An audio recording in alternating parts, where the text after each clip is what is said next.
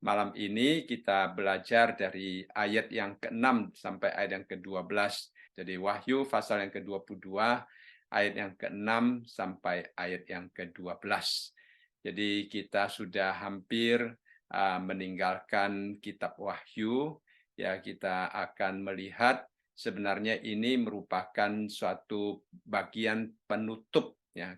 Pada waktu kita membahas Wahyu pasal yang pertama, kita melihat pembukaan atau pendahuluan daripada kitab Wahyu, dan sekarang kita akan melihat bagian penutup daripada kitab Wahyu ya. Jadi kita sudah melihat bagaimana Tuhan Yesus pertama-tama menulis surat kepada ketujuh jemaat yang ada di Asia Kecil. Kemudian kita juga melihat kemuliaan Tuhan dinyatakan di surga di dalam pasal yang keempat dan pasal yang kelima. Kemudian kita juga melihat tentang kesengsaraan yang besar yang terjadi, yang sangat menakutkan. Dan setelah melewati masa sengsara besar, ada kerajaan 1000 tahun, dan juga Tuhan Yesus duduk di atas takhtanya yang putih dan besar untuk menghakimi, dan kejahatan, iblis, dosa semua dilemparkan ke dalam lautan api. Nah, sekarang Raja di atas segala raja sudah duduk di atas takhtanya yang kekal, yang berdaulat bersama dengan Bapa surgawi atas langit dan bumi yang baru. Dan di langit yang bumi yang baru kita melihat kekudusan yang mutlak dan tidak berubah ya. Kita karena di dalam kekekalan tidak akan ada perubahan lagi, menjadi ciri khas daripada semua orang yang berada di dalam kerajaan Allah yang bersifat universal dan bersifat kekal itu. Dan orang-orang kudus yang telah ditebus, dipilih, dan dimuliakan, yang telah dibeli oleh anak domba Allah dengan darahnya yang kudus, itu kalau mereka yang sudah meninggal, tubuhnya dibangkitkan. Kalau mereka yang masih hidup, tubuhnya diubah. Kita bersama-sama dengan Tuhan berada di dalam langit dan bumi yang baru ya, dan kita sudah melihat ibu kota daripada langit dan bumi yang baru, yaitu Yerusalem yang baru. Jadi kita melihat suatu kehidupan yang penuh dengan kesucian dan puji-pujian memenuhi seluruh langit dan bumi yang baru yang Tuhan ciptakan, dan kemuliaan Allah juga memenuhi, dan juga kemuliaan Allah yang menjadi cahaya ya. Kita tidak memerlukan matahari, kita tidak memerlukan bulan, karena kemuliaan Tuhan itu sudah menjadi cahaya di dalam hidup kita ya. Jadi cahaya, keindahan, kekudusan, sukacita, kehadiran Allah Bapa, Allah Anak, dan Allah Roh Kudus di tengah-tengah kita ya. Kita boleh bertemu dengan Allah Bapa, tidak lagi seperti apa yang terjadi pada masa kini atau pada zaman Musa, pada waktu manusia melihat Allah, muka Allah, manusia akan terbakar oleh kuasa dan kemuliaan Allah ya. Pada waktu kita kembali ke surga dengan langit dan bumi yang baru, kita boleh selalu bersama-sama dengan Tuhan ya. Lalu pujian, pelayanan, semuanya itu menjadi suatu realita dan daripada keadaan yang kekal itu ya. Itu adalah sesuatu yang sangat kita syukuri. Karena apa? Karena itu adalah satu kerinduan kita ya. Kita setiap minggu berdoa, doa Bapa kami, datanglah kerajaan-Mu ya. Jadi kita sudah memasuki kerajaan Allah yang kekal itu ya. Itu adalah satu hal yang sangat indah. Jadi di dalam bagian ini kita melihat adalah akhir daripada semuanya itu, karena sudah berlalu. Dan saya mau jelaskan bahwa bagian ini bukan lagi berada di dalam kronologi yang dibicarakan oleh Yohanes di dalam kitab Wahyu. Ya, kita sudah melihat kronologinya, di mana pasal yang keempat dan pasal yang kelima Yohanes melihat keadaan di surga. Kemudian pasal yang ke-6 sampai pasal yang ke-19 kita melihat walaupun ada sisipan, tetapi itu juga merupakan satu kronologi yang sangat jelas ya, dari kitab gulungan, kemudian memasuki sangkakala, ya penghakiman Tuhan, kemudian penghakiman Tuhan dengan cawan, ketujuh cawan, itu merupakan kronologinya. Dan setelah masa sengsara besar, kita juga melihat adanya iblis dilepaskan, kemudian adanya kerajaan 1000 tahun, lalu iblis dilepaskan, terjadi peperangan, kemudian ada penghakiman terakhir ya di takhta putih yang besar itu. Dan setelah itu kita melihat sekarang memasuki kerajaan yang kekal, yaitu adalah kronologi-kronologi yang kita lihat di dalam kitab Wahyu. Tapi sekarang kita tidak lagi berada di dalam kronologi, ya sama seperti pada waktu kita membaca bagian pembukaan atau prolognya, ya tidak ada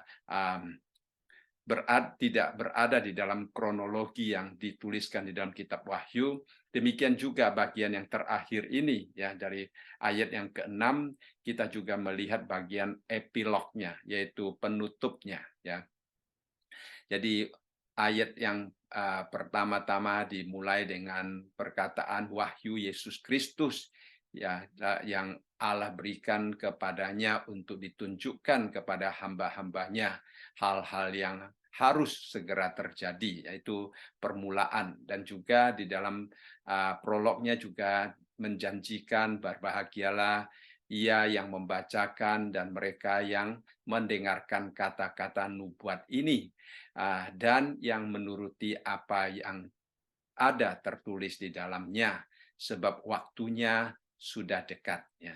Jadi prolognya begitu, ya epilognya juga kita melihat mulai dari ayat yang ke-6. Ya, saya bacakan bagian ini, kita akan membahas sampai ayat yang ke-12.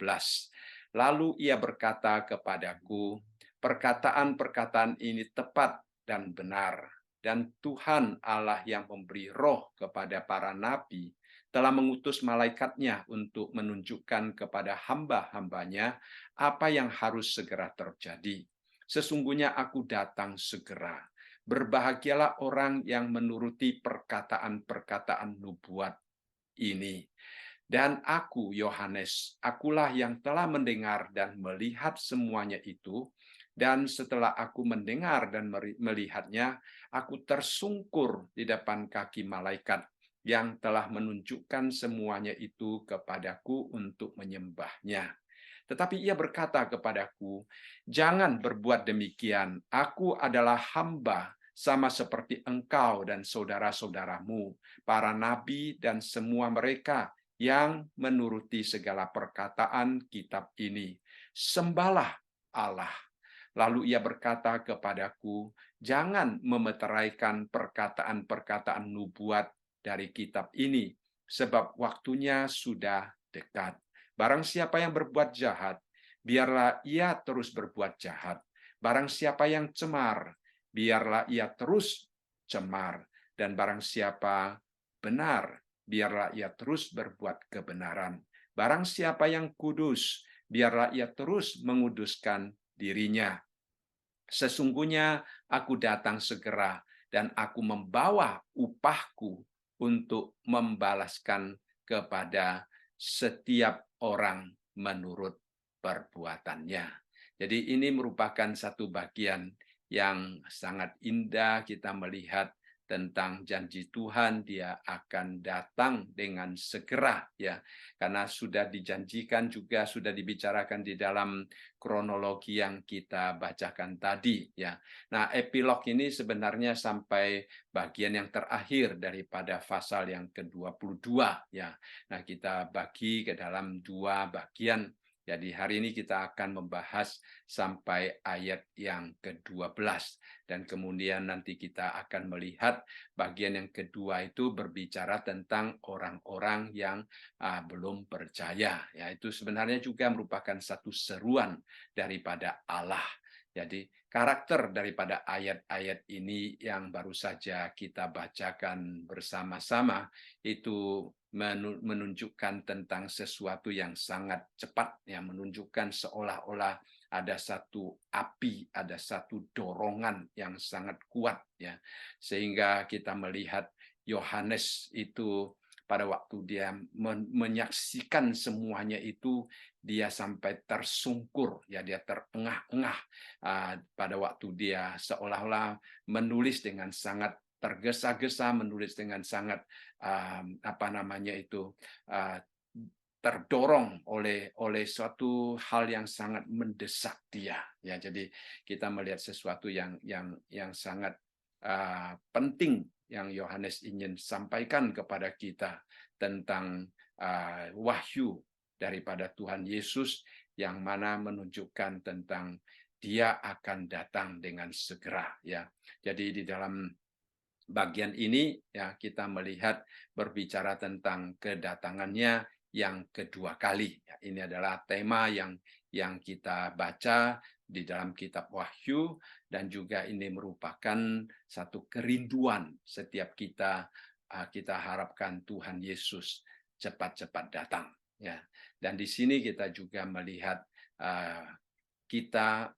melihat tanggapan kita terhadap kedatangan Tuhan Yesus yang kedua kali, ya. Jadi kita melihat di dalam bagian yang terakhir juga merupakan satu doa supaya Tuhan Yesus datang dengan segera, ya, khususnya di dalam ayat yang ke-20. Itu merupakan suatu respons daripada Yohanes dan juga daripada orang-orang Kristen, ya, sepanjang abad. Dikatakan, ya, aku datang segera. Lalu kemudian jawabannya adalah amin, ya, datanglah Tuhan Yesus. Jadi kita sungguh-sungguh merindukan kedatangan daripada Tuhan, ya. Kedatangan Tuhan itu terus dibicarakan cepat, ya, cepat, dan diulang-ulang, ya. Saat Tuhan Yesus akan datang itu terus diingatkan, terus diingatkan. Jadi itu sebenarnya menunjukkan tentang suatu kepastian, ya, kepastian bahwa Tuhan Yesus akan datang dengan segera, ya. Tuhan Yesus akan datang dengan segera. Lalu kemudian di dalam ayat yang ke-7 kita melihat dikatakan di sini, sesungguhnya aku datang segera. Berbahagialah orang yang menuruti perkataan-perkataan nubuat ini, ya. Jadi ini sangat seiring dengan yang kita baca di dalam pasal yang pertama ayat yang ketiga tadi, yaitu dikatakan berbahagialah setiap orang yang membaca buku ini, ya. Itu adalah suatu istilah yang sama, ya. Di sini juga mengatakan berbahagialah setiap orang yang membacakan buku ini. Karena apa? Karena kita dipersiapkan, ya, dipersiapkan untuk kedatangan Tuhan Yesus. Tuhan Yesus berkata, sesungguhnya aku datang segera, ya. Jadi aku datang segera itu diulangi terus di dalam kitab Wahyu. Kita membaca ada 6 kali dikatakan Tuhan Yesus akan datang, ya. 2 kali itu merupakan peringatan, ya. Di dalam pasal yang kedua, ayat yang kelima dan ayat yang ke-16, dia akan datang segera, ya, untuk mengadakan penghakiman. Kalau di dalam posisi kita sekarang ini, semua sudah berlalu, Tuhan Yesus sudah menghakimi, ya. Lalu 4 kali itu merupakan janji daripada Tuhan, ya. Janji Tuhan, dia akan datang dengan segera. Jadi di dalam janji Tuhan dia datang untuk memberkati, tetapi di dalam peringatan-peringatan Tuhan dia datang untuk menghakimi, ya.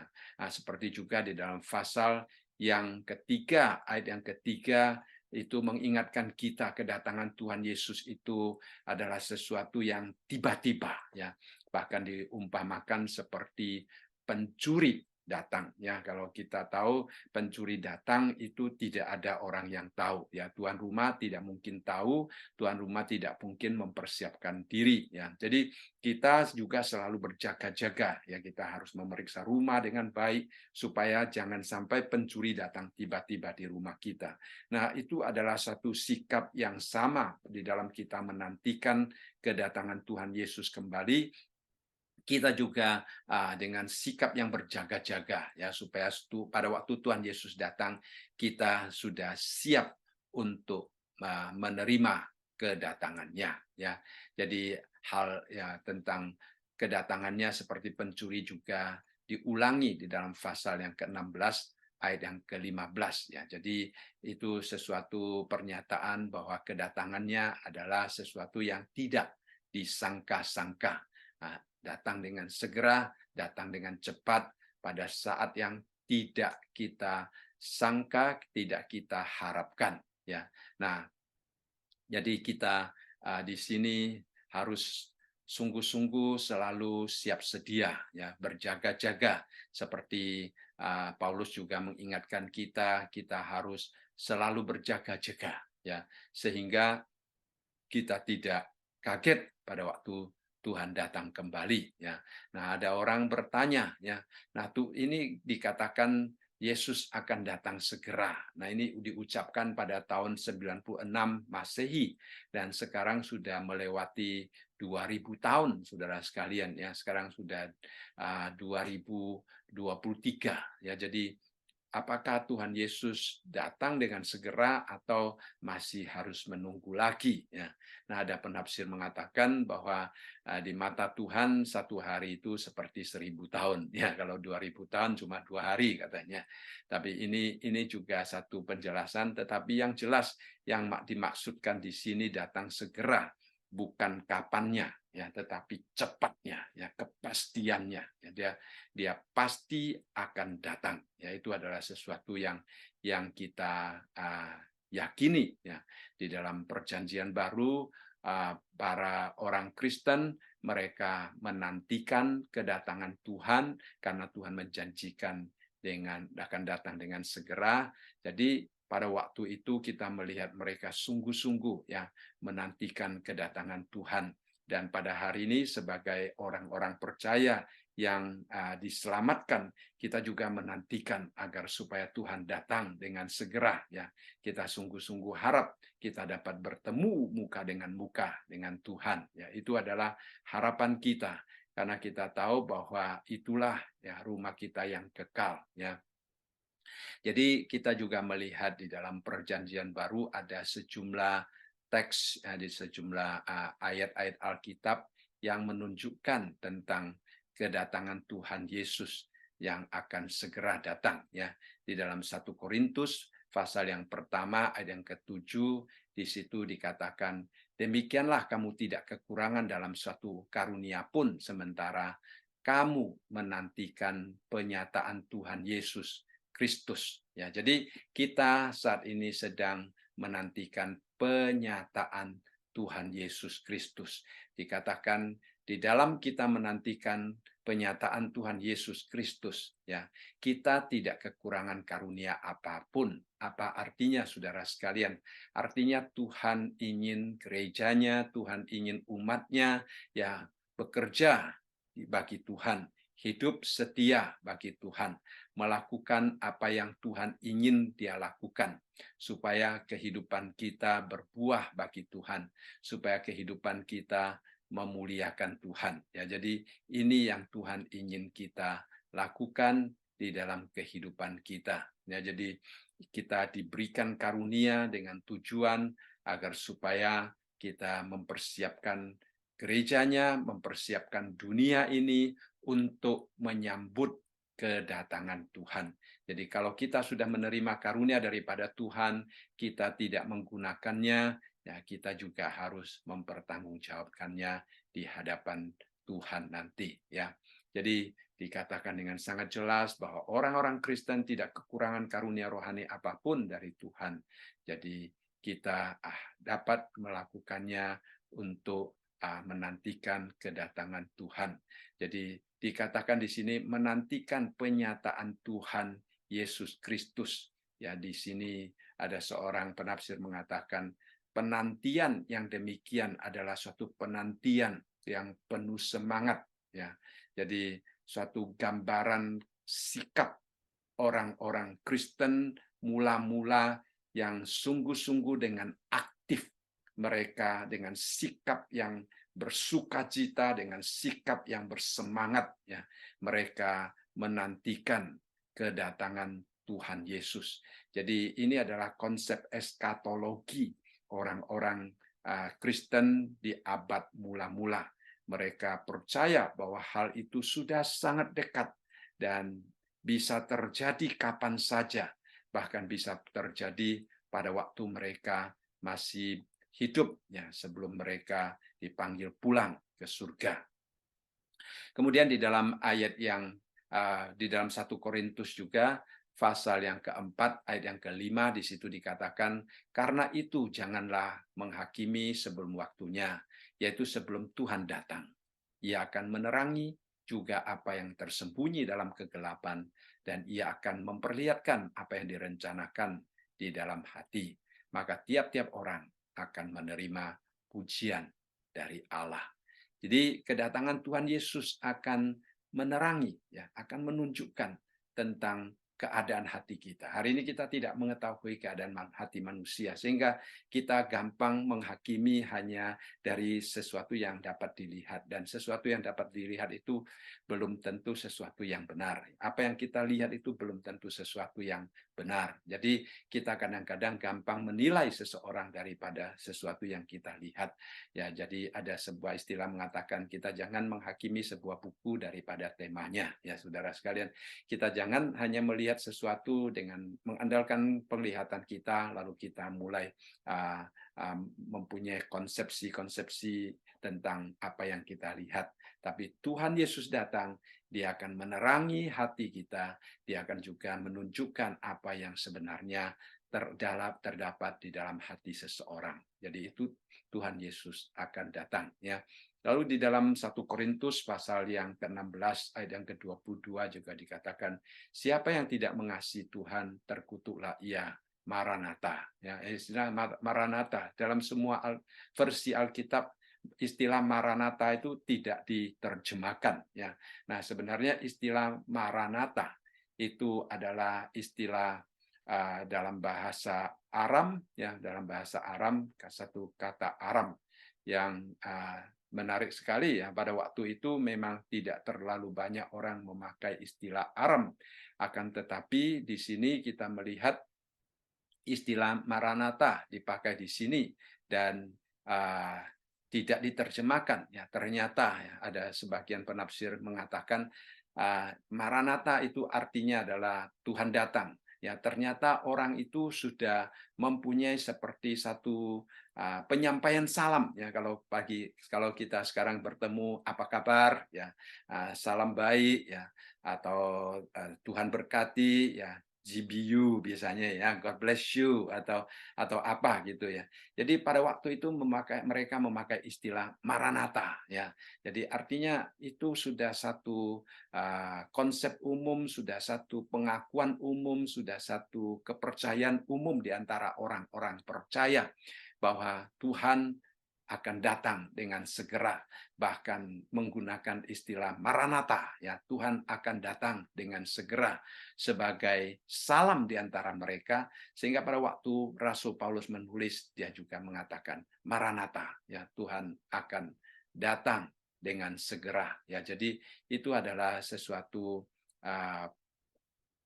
berita yang memberitahukan kepada kita bahwa sebenarnya keyakinan tentang kedatangan Tuhan Yesus kembali, ya, itu merupakan satu keyakinan yang sudah merakyat, ya, di dalam kehidupan gereja pada waktu itu, sehingga semua orang sudah yakin dan sudah bersiap-siap menantikan kedatangan Tuhan Yesus yang kedua kali, ya.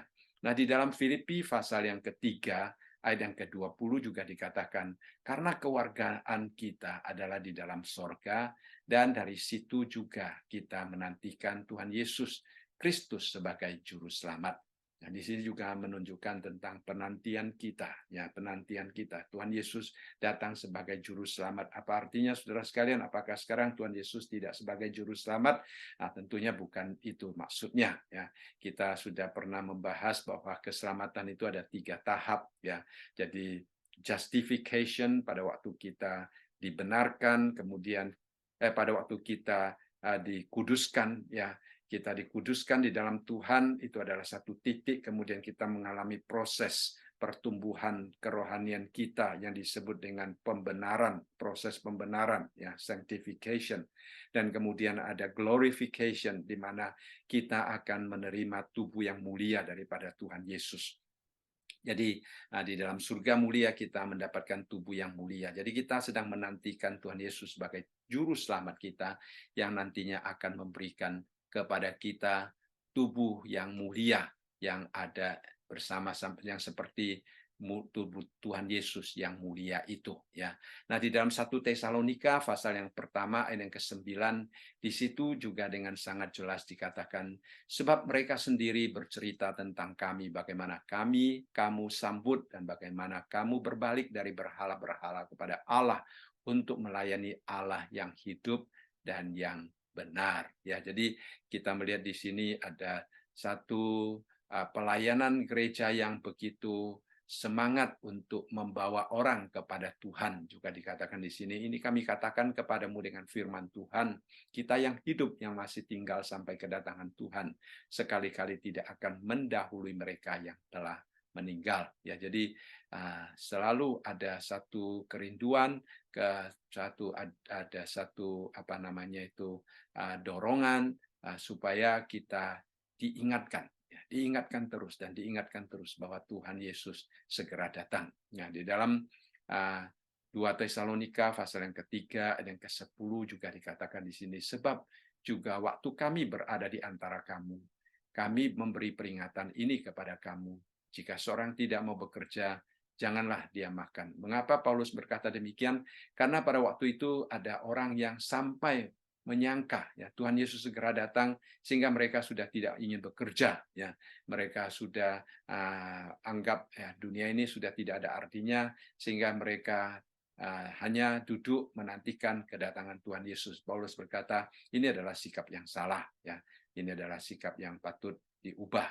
Nah, di dalam 2 Titus, ya, di dalam Titus pasal yang kedua ayat yang ke-12 sampai ayat yang ke-13 di sini dikatakan, ia mendidik kita supaya kita meninggalkan kefasikan dan keinginan-keinginan dunia, dan supaya kita hidup bijaksana, adil dan beribadah di dalam dunia sekarang ini dengan menantikan penggenapan pengharapan kita yang penuh bahagia dan penyataan kemuliaan Allah yang maha besar dan juru selamat kita, Yesus Kristus.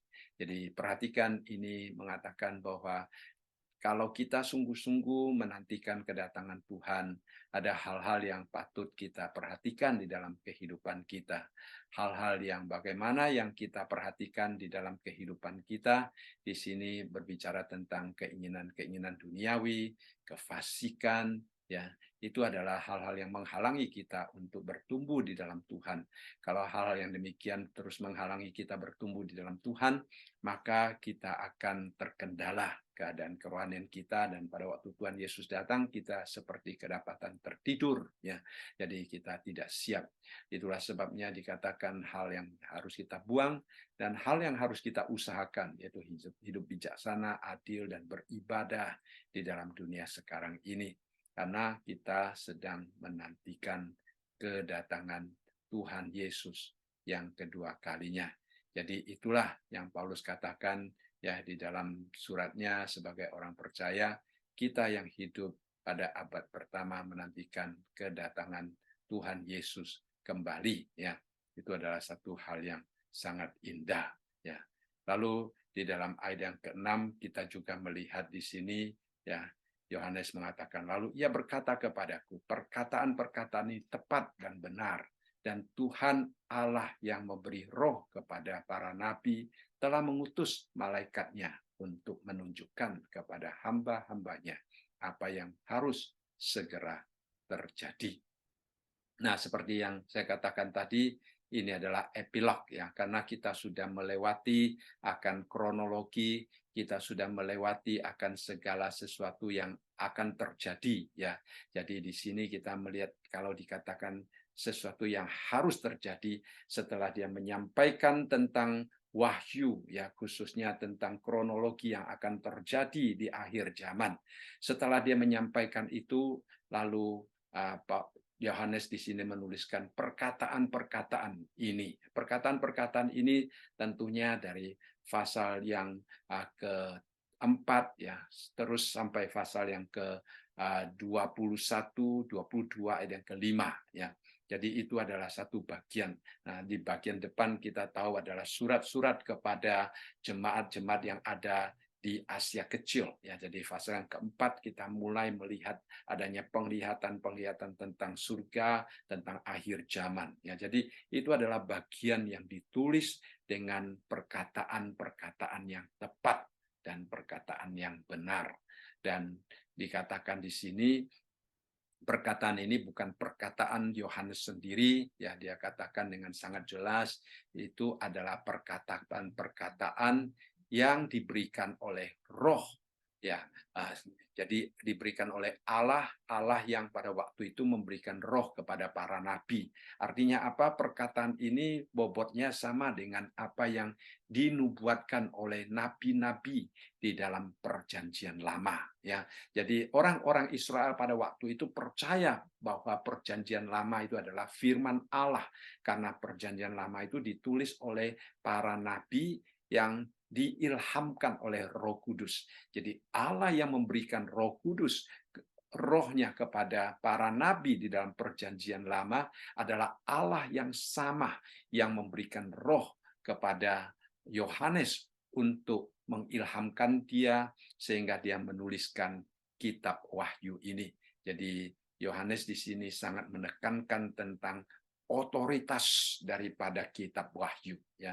Jadi otoritas daripada kitab Wahyu itu bukan kata-kata manusia, bukan suara manusia ya, tetapi ini adalah suara Allah ya, firman Allah sendiri ya, yang telah memberikan perjanjian lama dan sekarang dia memberikan perjanjian baru ini. Dan dikatakan di sini Allah yang telah mengutus malaikatnya untuk menunjukkan kepada hamba-hambanya apa yang harus segera terjadi ya. Jadi dari pasal yang keempat dan seterusnya ya, itu tetap berbicara tentang hal-hal yang akan segera terjadi. Nah, di dalam bagian pertama Yohanes dia di dalam prolognya dia sudah mengatakan dia akan menuliskan hal, dia diperintahkan oleh malaikat untuk menuliskan hal yang akan terjadi. Sekarang di dalam epilognya dia sekali lagi mengatakan ini adalah perkataan-perkataan yang akan terjadi ya. Jadi kita jangan sampai dibingungkan dengan kronologi yang ada di dalam pasal yang keempat sampai pasal yang ke-21 ayat yang kelima, karena itu adalah sesuatu kronologi yang akan terjadi ya. Nah, ini sekali lagi mengingatkan ya, di dalam epilognya itu dia mengingatkan. Lalu kemudian dikatakan di situ dia mengutus malaikat. Ya, di sini tidak dikatakan siapa malaikatnya, tetapi banyak penafsir percaya bahwa ini adalah malaikat yang sama. Ya, malaikat yang sama yang sudah berbicara kepada Yohanes dari pasal yang ke-21 ayat yang kelima, ya, di mana dia menyuruh Yohanes untuk melihat kemudian menuliskan ya. Dan malaikat inilah yang telah menunjukkan kepada hamba-hambanya ya, seperti di sini hamba-hambanya adalah Yohanes yang telah mendapatkan penglihatan itu ya. Jadi Yohanes di sini diberikan ayat yang begitu menguatkan kita bahwa apa yang dikatakan di dalam ayat-ayat ini akan segera terjadi, ya. Nah, penekanan pada kebenaran hal ini diulangi pada pasal yang terakhir ini juga. Di dalam ayat yang ke-16 dikatakan, aku telah mengutus malaikatku untuk memberi kesaksian kepadamu tentang hal-hal itu, ya. Dikatakan dengan tegas itu adalah sesuatu yang benar, itu adalah sesuatu yang tepat, ya. Di dalam ayat yang ke-8 juga dikatakan, karena ini adalah sesuatu yang tepat, adalah sesuatu yang benar, tidak seorang pun boleh menambah atau mengurangi dari apa yang ada tertulis di dalam kitab itu, ya. Bahkan Tuhan Yesus menunjukkan siapa yang menambah atau mengurangi akan mendapatkan malapetaka yang tertulis di dalam kitab ini, ya. Jadi itu adalah satu peringatan yang sangat tegas, ya. Jadi dengan sangat jelas dikatakan apa yang dikatakan ini semuanya berasal daripada Tuhan, ya, yang Maha Esa, yang Maha Kuasa, ya. Dan jadi kita melihat di sini ada satu hal yang luar biasa, ya, yang disampaikan di sini, yaitu bahwa kata-kata yang ada di dalam nubuatan ini adalah sesuatu yang pasti, sesuatu yang tepat, ya. Dan di akhir daripada ayat yang ke-6 itu seperti yang saya katakan tadi, sekali lagi di situ menekankan tentang hal-hal yang segera akan terjadi, ya. Jadi Tuhan Yesus sendiri yang mengungkapkan tentang firman-Nya yang akan segera Dia lakukan, ya, untuk kehidupan kita, untuk menyatakan rencananya, ya, untuk menyatakan apa yang telah Dia rencanakan untuk umatnya. Ya, kita sudah melihat kalau kita melihat kronologi, sekali lagi semuanya sebenarnya sudah terjadi, ya, semuanya sebenarnya sudah terjadi. Nah, cuma di sini sekali lagi mengatakan kepada kita bahwa semuanya itu akan terjadi. Lalu kemudian setelah berbicara tentang kedatangan Tuhan yang segera itu, lalu di dalam ayat-ayat selanjutnya kita akan melihat respons, ya, respons yang diberikan oleh Yohanes, dan juga tentunya ini merupakan respons daripada setiap umat percaya, ya. Nah, respons yang pertama yang kita lihat di dalam ayat yang ke-7, ya, dikatakan sesungguhnya aku datang segera. Berbahagialah orang yang menuruti perkataan-perkataan nubuatan kitab ini. Jadi respons yang pertama adalah satu kerinduan, satu keinginan untuk menuruti, ya. Jadi satu ketaatan. Kita harus memiliki ketaatan kepada firman Allah. Kalau kita mengatakan kita adalah orang yang sungguh-sungguh menantikan kedatangan Tuhan, ya. Kalau kita sungguh-sungguh menantikan kedatangan Tuhan, kita akan mentaati firman Tuhan. Kita akan menuruti perkataan-perkataan yang ada di dalam kitab ini. Ya, jadi kalau kita tidak taat kepada apa yang dikatakan oleh firman Tuhan ini, berarti kita tidak mempunyai hati untuk memikirkan kedatangan Tuhan. Tetapi kalau kita melihat, membaca kitab Wahyu, kemudian apa yang Tuhan inginkan, ya, Tuhan ingin kita lepaskan, apa yang harus kita lepaskan, Tuhan ingin kita kejar, apa yang kita kejar, kita lakukan sesuai dengan tuntutan Tuhan. Itu menunjukkan tentang sikap yang benar di dalam penantian kita akan kedatangan Tuhan Yesus kembali. Dan kemudian kita melihat di sini, ini merupakan ucapan berbahagia yang ke-6 dari 7 ucapan berbahagia, ya. Jadi istilah berbahagia itu kadang-kadang juga diterjemahkan dengan istilah diberkatilah, ya. Jadi ini merupakan satu janji Tuhan. Kalau kita sungguh-sungguh mau mentaati firman Tuhan, kalau kita sungguh-sungguh mau menjalankan apa yang diajarkan di dalam kitab Wahyu ini, dengan penantian kepada Tuhan, maka yang saudara sekalian kita disebut sebagai orang-orang yang berbahagia, ya, orang-orang yang berbahagia. Jadi sekali lagi ini menunjukkan kepada kita bahwa kata-kata yang ada di dalam kitab ini adalah kata-kata nubuatan, dan juga istilah nubuat kitab ini yang di dalam perjanjian lama kita mengetahui banyak sekali nubuatan yang Tuhan berikan kepada kita. Nah, di sini juga sama, ya, suatu pemberitahuan tentang apa yang akan Tuhan lakukan, ya. Kalau Tuhan tidak memberitahukan kepada kita, kita tidak mungkin mengetahui apa yang ada di dalam rencana Tuhan, apa yang akan Tuhan lakukan di dalam kehidupan umat manusia, di dalam sejarah manusia. Tetapi dengan adanya nubuatan ini, ya, saudara sekalian, kita dapat melihat bahwa kita dapat mengetahui rencana-rencana Allah yang begitu indah, yang begitu berguna di dalam kehidupan kita, ya. Di dalam 1 Timotius pasal yang ke-6 ayat yang ke-20, Rasul Paulus juga mengatakan kepada Timotius, dia katakan, "Hai Timotius, peliharalah apa yang telah dipercayakan kepadamu.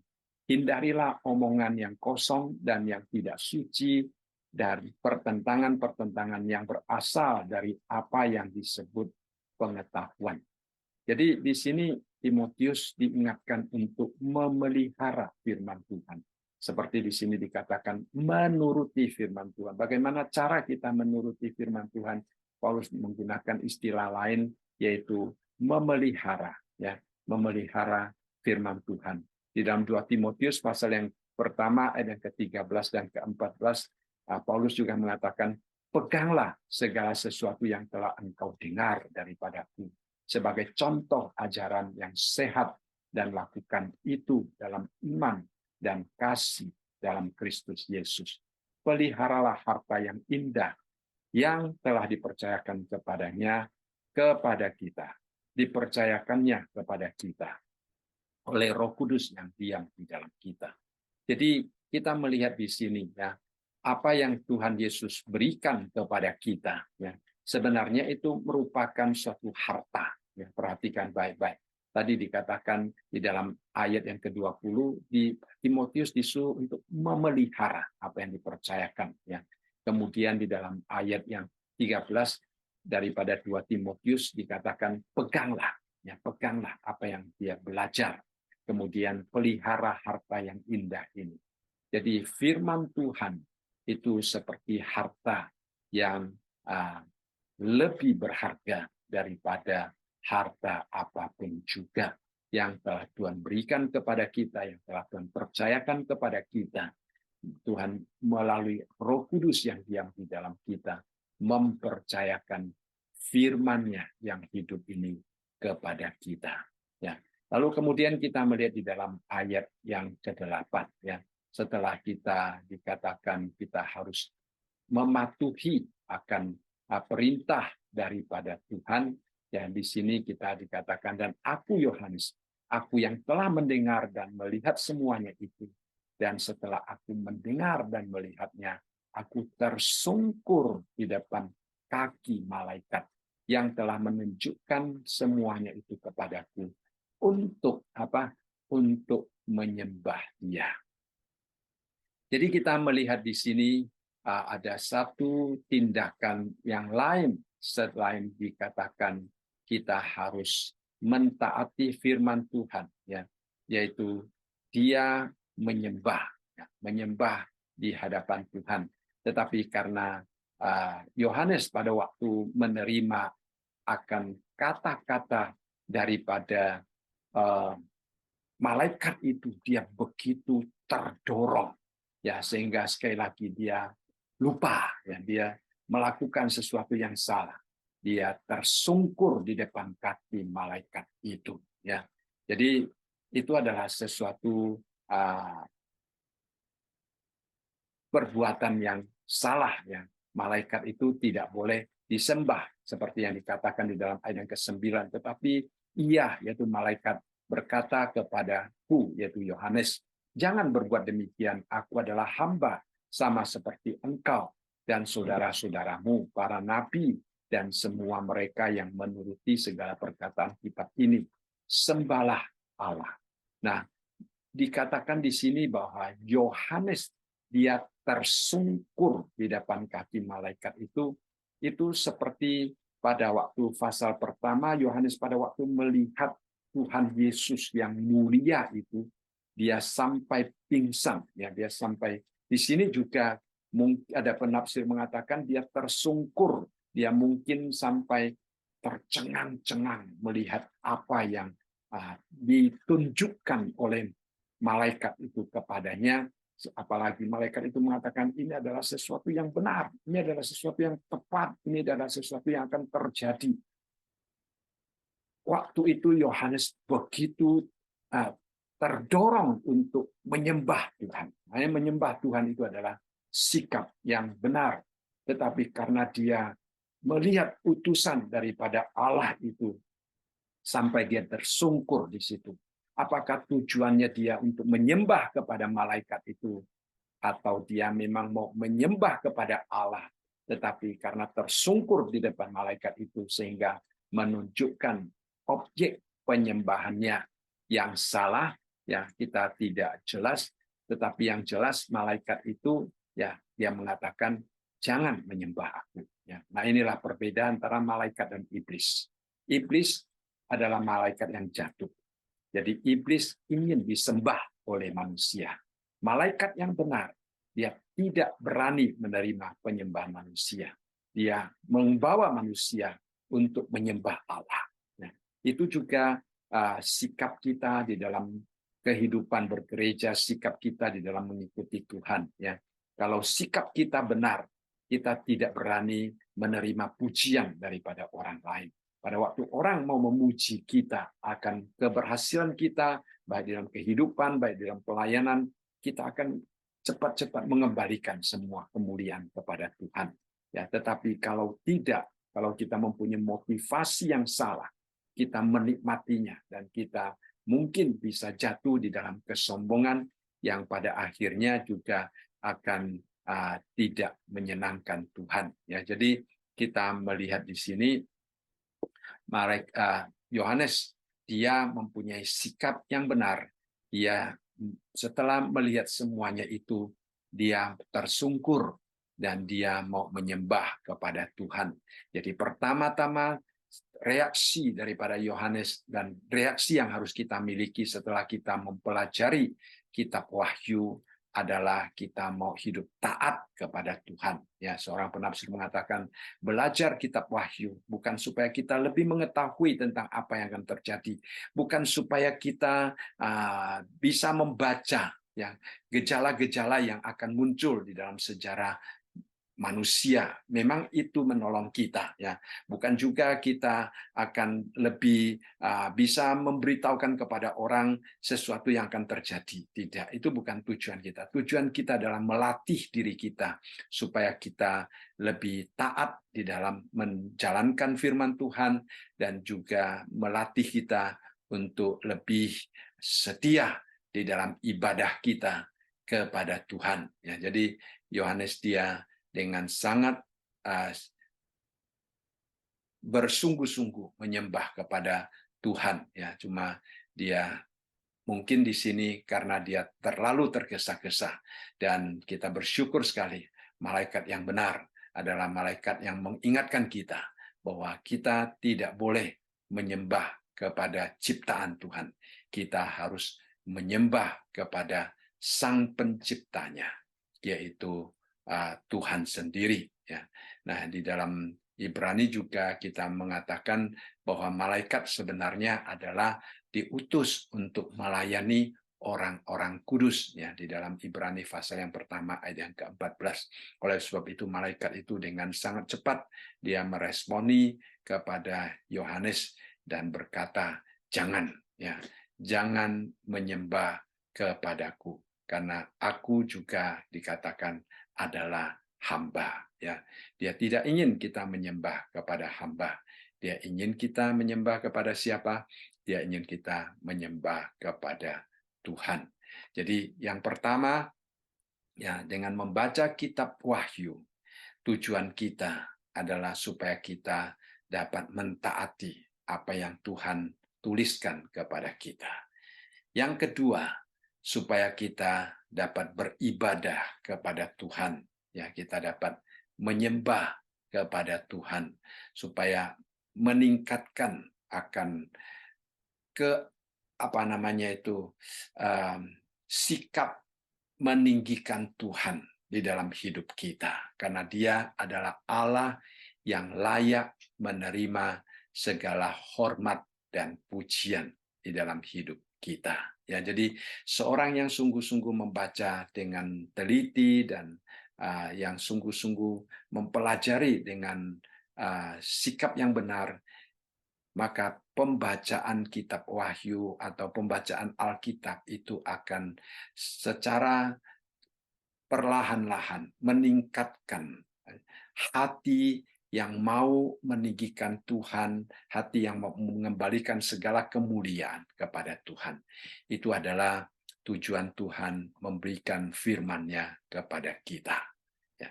Kemudian yang ketiga, selain daripada kita harus taat kepada firman Tuhan, harus beribadah dengan lebih sungguh-sungguh di hadapan Tuhan. Di dalam ayat yang ke-10 dikatakan, lalu ia berkata kepadaku, jangan memeteraikan perkataan-perkataan nubuat dari kitab ini, sebab waktunya sudah dekat. Apa yang dimaksudkan dengan jangan memeteraikan? Nah, kalau kita tahu kalau ada satu surat yang dimeteraikan, berarti surat itu belum siap untuk disampaikan kepada orang lain. Ya, di dalam kalau kita membaca di dalam Daniel, khususnya Daniel pasal yang ke-8 ayat yang ke-6, 26 ya. Daniel pasal yang ke-8 ayat yang ke-26 dikatakan setelah Tuhan memberikan nubuatan kepada Daniel, Tuhan mengatakan meteraikan. Ya, meteraikan. Karena apa? Karena waktunya belum sampai ya. Tetapi di sini dikatakan jangan dimeteraikan, artinya harus diberitakan. Ya, jadi yang pertama kita melihat adanya ketaatan di dalam hati kita, yang kedua kita harus menyembah Tuhan dengan lebih sungguh-sungguh. Yang ketiga, kita harus memberitakan dengan segera apa yang kita pelajari daripada kitab Wahyu itu. Ya, karena apa? Karena waktunya sudah dekat. Ya, jadi pesan ini adalah pesan yang terbuka, bukan pesan yang disimpan untuk satu masa seperti kitab Daniel karena waktunya belum sampai, tetapi kitab Wahyu adalah sesuatu yang harus segera disampaikan. Jadi Yohanes di sini dikatakan ya jangan memeteraikan kitab ini, ya jangan memeteraikan kitab ini. Lalu di dalam ayat yang ke-11 merupakan satu bagian yang kadang-kadang bisa membingungkan, ya, membingungkan. Karena dikatakan di dalam ayat yang ke-11, barang siapa yang berbuat jahat, biarlah ia terus berbuat jahat. Barang siapa yang cemar, biarlah ia terus cemar. Dan barang siapa yang benar, biarlah ia terus berbuat kebenaran. Barang siapa yang kudus, biarlah ia terus menguduskan dirinya. Nah, banyak perbedaan di dalam menafsir akan ayat ini ya. Nah, saya membaca beberapa dan saya merasa yang sangat menolong itu adalah dikatakan bahwa ada sebagian orang di dalam membaca firman Tuhan, mereka tidak memandang itu sebagai firman Tuhan, seperti Paulus mengatakan bahwa hikmat Allah itu adalah kebodohan bagi mereka yang akan binasa. Ya, bagi mereka itu adalah sesuatu kebodohan. Jadi mereka akan terus hidup di dalam ketidakbenaran, hidup di dalam dosa mereka, karena mereka tidak percaya akan peringatan-peringatan daripada Tuhan, karena mereka tidak mau menerima ajaran Tuhan. Sehingga di sini dikatakan, barang siapa yang berbuat jahat, biarlah ia terus berbuat jahat. Dan barang siapa yang cemar, biarlah ia terus cemar, karena memang mereka lebih cenderung untuk melakukan sesuatu yang tidak dikehendaki oleh Tuhan, tidak dibenarkan oleh Tuhan, dan mereka tidak ingin meninggalkan kehidupan yang demikian. Sehingga walaupun mereka sudah mendengar firman Tuhan, tetapi mereka masih tetap hidup di dalam jalannya yang tidak benar itu. Ya, mereka tidak pernah mau sungguh-sungguh kembali kepada Tuhan. Tetapi bagi orang-orang yang mendengar firman Tuhan, kemudian bertobat, ya, walaupun mungkin ya sebelumnya kita pernah melakukan hal-hal yang tidak menyenangkan Tuhan, tetapi setelah kita mendengarkan firman Tuhan, kita mau membiarkan firman Tuhan untuk bekerja di dalam hidup kita. Kita mau mendengarkan suara Roh Kudus, kita mau mengikuti pimpinan Roh Kudus, kita mau bertobat daripada perbuatan kita yang tidak menyenangkan Allah.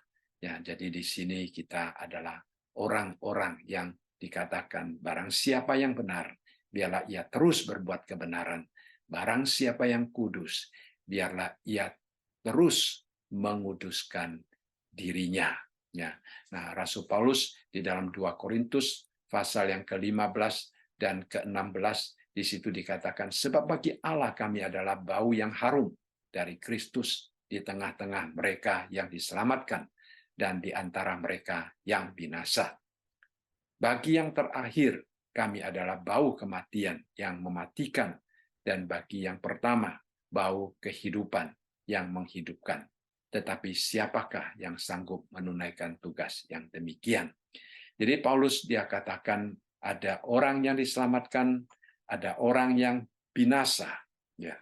Jadi bagi orang yang diselamatkan, Paulus adalah bau yang harum.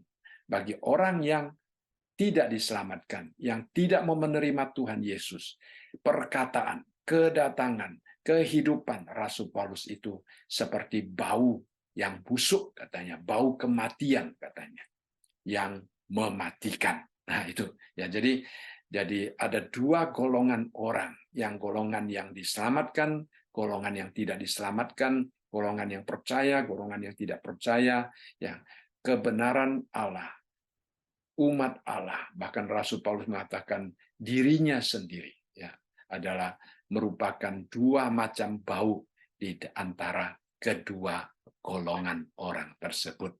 Jadi disitulah kita melihat bahwa ada sebagian orang yang hidup di dalam kejahatan, dia akan terus melakukan kejahatan. Ada orang yang hidup di dalam kecemaran, mereka akan terus hidup di dalam kecemaran. Tetapi ada juga orang yang hidup di dalam kebenaran, tetapi juga ada orang yang hidup di dalam kekudusan, dan mereka akan terus hidup di dalam kebenaran dan hidup di dalam kekudusan. Ya, jadi ini adalah satu hal yang sangat jelas bagi kita tentang keadaan manusia di akhir zaman. Sebagian dengan rendah hati datang kepada Tuhan, sebagian mengeraskan hati dan tidak mau mengikuti Tuhan. Ya, jadi kita sudah melihat yang pertama, kita harus taat. Yang kedua, kita harus beribadah dan menyembah Tuhan setelah kita membaca kitab Wahyu. Yang ketiga, kita memberitakan apa yang kita pelajari daripada kitab Wahyu ini. Dan yang keempat, yang terakhir, sikap yang benar adalah kita melayani Tuhan dengan segera.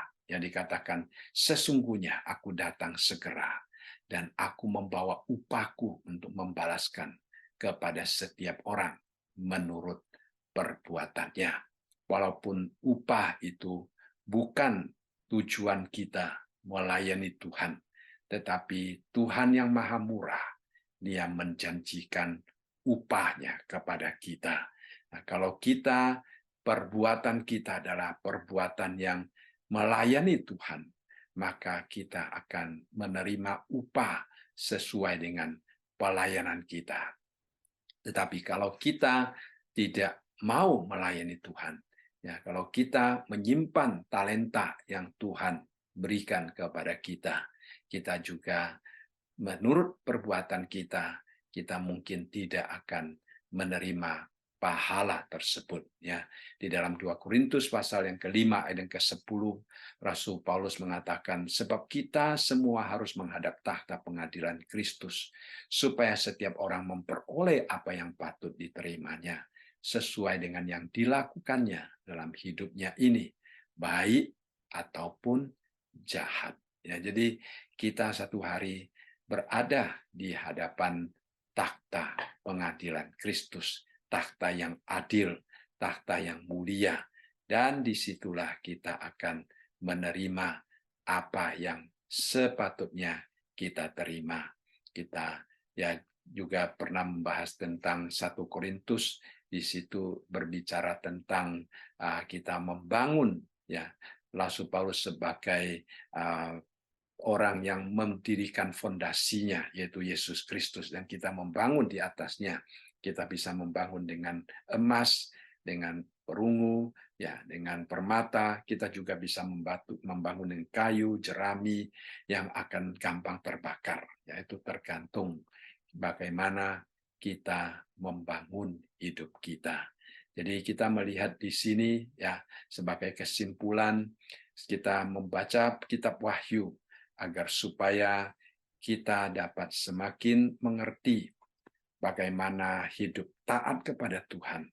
Kita semakin mengerti bagaimana hidup di dalam penyembahan kita kepada Tuhan. Ya, dari pasal yang keempat, pasal yang kelima, kita sudah melihat bagaimana malaikat-malaikat di surga menyembah kepada Tuhan, bagaimana ke-24 tua-tua menyembah Tuhan. Ya, kita melihat orang-orang menyembah dengan begitu tulus, begitu mengagungkan Tuhan, begitu meninggikan Tuhan, ya, begitu mengutamakan Tuhan. Itulah cara yang benar di dalam kita menyembah Tuhan. Dan biarlah setelah kita melihatnya, dari hari ini kita melatih hati yang menyembah yang benar. Ya, kemudian kita melihat kita harus memberitakan, karena apa yang kita terima daripada Tuhan, firman Tuhan yang kita terima daripada Tuhan, tidak boleh kita meteraikan. Artinya kita tidak boleh menyembunyikan di dalam hati kita sendiri, tetapi kita beritakan, kita sampaikan kepada orang lain. Dan kita melihat, ya, Tuhan menyediakan pahala bagi mereka yang setia melayani Dia. Ya, kiranya Tuhan menolong kita dan memberkati firman-Nya. Saya rasa malam ini kita belajar sampai di sini, ya. Mari kita bersama-sama masuk dalam doa.